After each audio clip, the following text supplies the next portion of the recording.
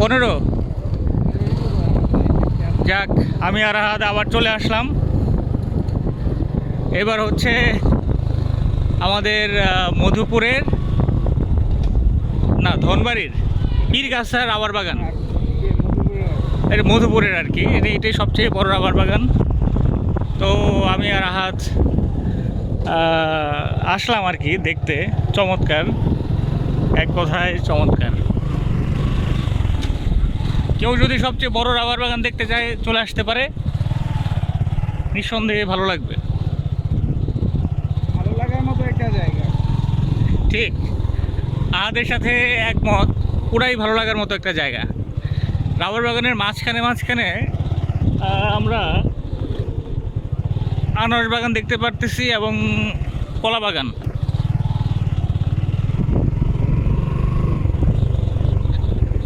এখানে কোনো আউটসাইডের আর কি সাউন্ড নাই, নীরবতা যারা পছন্দ করে তাদের কাছে এটা খুব একটা স্বর্গের মতো আর কি।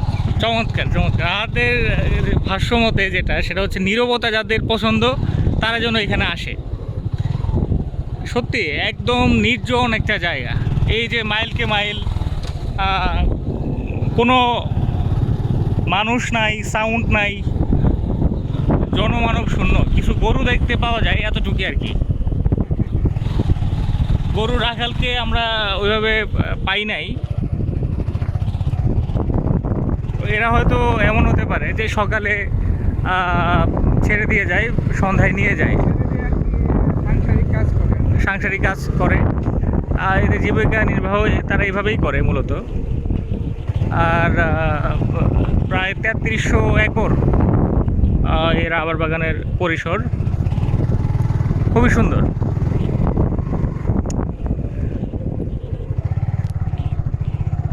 আসলে বনের মধ্যে আলাদা একটা আবেদন আছে, তাই না? আর হ্যাঁ, বন, পাহাড়, সমুদ্র, যাই হোক আপাতত মানে এটা বলা হয় যে পৃথিবীর মানুষ দুই শ্রেণীতে বিভক্ত।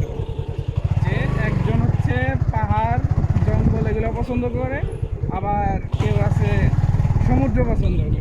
বাহ, চমৎকার। হ্যাঁ, এই দুই শ্রেণীতেই, এক দল পাহাড় প্রেমিক, আরেক দল হচ্ছে সমুদ্র প্রেমিক। ভাল লাগতেছে। আমাদের দুইজনের মোটামুটি যে কয়টা ট্যুর হইলো, আমার মনে হয় প্রত্যেকটাই অন্যরকম সুন্দর। এক একটা এক এক ধরনের সুন্দর।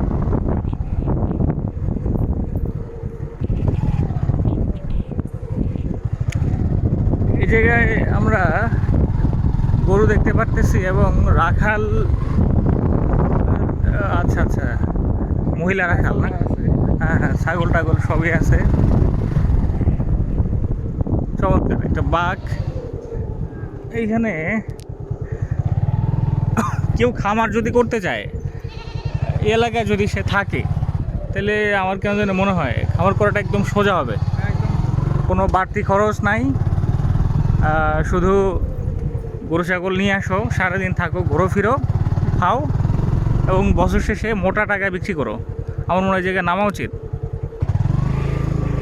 ও, আমরা বাগানের ভেতর দিয়ে যাচ্ছি, কারণ রাস্তার অবস্থা খুবই খারাপ। মাটির রাস্তা যেমন হয় হওয়া স্বাভাবিক। হ্যাঁ সেটাই, আসলে এর চেয়ে আর কি আশা। এখানে একদিন বৃষ্টি হলে কমপক্ষে 7 দিন পানি থাকে আর কি। হ্যাঁ হ্যাঁ হ্যাঁ, ঠিক। ভুলে যদি একদিন বৃষ্টি হয়, তাহলে কিন্তু 7 দিন আর এদিকে আসা যাবে না।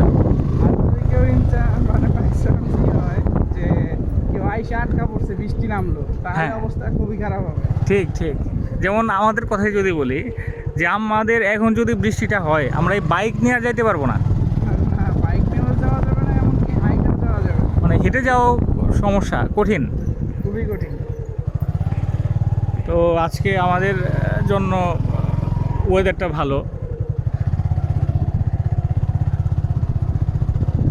মানে বৃষ্টি হওয়ার কথা আছে। একদম চকচকে রৌদ্র যদি বলি। হ্যাঁ হ্যাঁ, তো এই গরু। গরুর বাছুর, এটা বেশ ভালোই একটা বড় গরুর পাল। এইসব গরু দেখে তো মনে হয় যে গরু একটা খামার দিলে খারাপ হয় না। আমাদের বড় ভাই মুনিম ভাই, ওনার গরুর খামার আছে, তো ওনাকে আমার মনে হয় এখানে একটু যদি নিয়ে আসা যায় তাহলে ওনার মাথায় নতুন ধরনের আইডিয়া তৈরি হতে পারে। প্রায় 50-60টা গরু আছে, বেশিরভাগই অস্ট্রেলিয়ান ভাইয়ের খামারে। যতদূর চোখ যাচ্ছে বাগান আর বাগান। এখানে একটু বলে রাখা মনে হয় ভালো, সেটা হচ্ছে ঠিক এই বাগানের আগ মুহূর্তে এই জায়গাটা কিন্তু গজারি বন ছিল, এবং গজারি বন কেটে মূলত সরকারিভাবে এই জায়গায় রাবার বাগানের এরশাদের সময় না, আচ্ছা, তো অনেক আগেই আর কি, তো ওই গজারি বনটা কেটে রাবার বাগানের সূচনা করা হয়। এগুলো এক সময় যেমন এটা পাকা রাস্তা ছিল, হচ্ছে যে বর্তমান সরকারের আমলে এখানে আর কোনো কাজ করা হয়নি। আচ্ছা আচ্ছা আচ্ছা আচ্ছা আচ্ছা 15 বছর ধরে এরকম হয়ে গেছে। আচ্ছা এটা কিন্তু আচ্ছা, পাকা রাস্তা ছিল, বনের ভিতর দিয়ে পাকা রাস্তা। বনের ভিতর দিয়ে পাকা রাস্তা ছিল। হ্যাঁ, এই যে কিছু কিছু আছে। হ্যাঁ, আমরা দেখতে পারতেছি।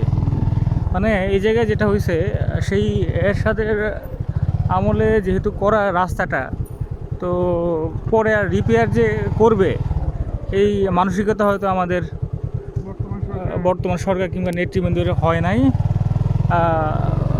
অথবা সুযোগ হয় নাই আর কি। আমি যদি এক কথায় বলি, তারা চায় নাই অথবা হয় নাই, তো এই কারণে রাস্তার এই বেহাল দশা।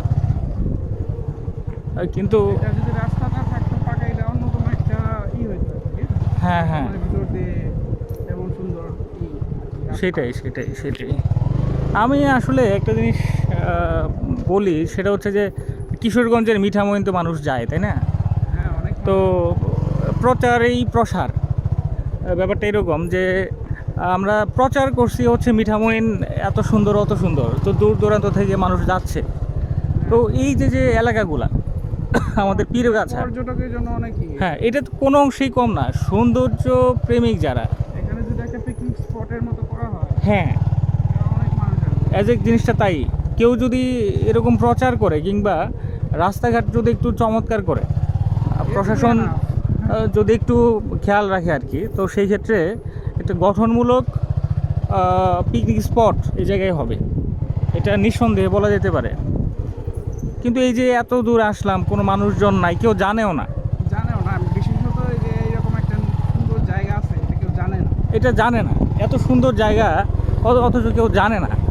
হ্যাঁ, এটাই হলো সবচেয়ে এই জিনিস। মানে আফসোস, এটা কিন্তু এক ধরনের আফসোসও বলা যেতে পারে আমাদের জন্য, ব্যর্থতা। আমরা টাঙ্গাইলের, এটা আমরা মানে সুন্দর জিনিস। হ্যাঁ, চমৎকার আসলে। এর সৌন্দর্য আসলে না আসলে বোঝা যাবে না, ব্যাখ্যাটা করাটা কঠিন। আমার মনে হয় নামা উচিত। হ্যাঁ,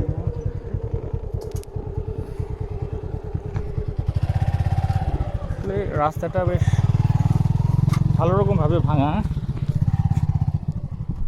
সুন্দর। এক কথায় যদি বলি, এত সুন্দর জায়গা খুবই কম আছে,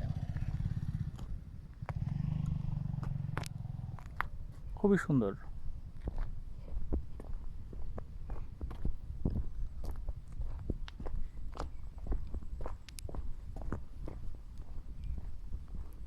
একদম নিস্তব্ধ, পাতার বাতাসের শব্দ, শুধু মানে পাতার শব্দটা শুনতে পারতেছি, তাই না? আমরা দখলার খুব কাছে, এখানে একটা স্পট আছে, পিকনিক স্পটের মতো ওয়াচ টাওয়ার আছে আর কি এখানে। আচ্ছা আচ্ছা আচ্ছা, দখল হচ্ছে একটা পিকনিক স্পট। তো এই আর কি, আমরা খুব কাছাকাছি চলে আসছি। হ্যাঁ, নাহাত, এত সুন্দর আসলে আমরা আসলে এখানে কি ঘুরতে খুঁজি? আসলে সময় নিয়ে ঘুরতে হবে। অনেক জায়গা আছে এরকম, যে আসলে এটা খুব সুন্দর জায়গা। এরকম মানে এই স্পটগুলা এইভাবে আসলে এককভাবেই করা যায় না কম সময়ের ভিতরে। ঠিক ঠিক, এইটাই যে এতগুলা স্পট আর অল্প সময়ে মানে এসে দেখাও যায় না। হুম। খুবই সুন্দর। হচ্ছে নিরাপত্তা, এখানে কোনো আউটসাইডের সাউন্ড টাউন্ড নাই। হ্যাঁ, খুব ভালো লাগলো। আপাতত থাকুক, আমরা আবার পরে আসবো নি।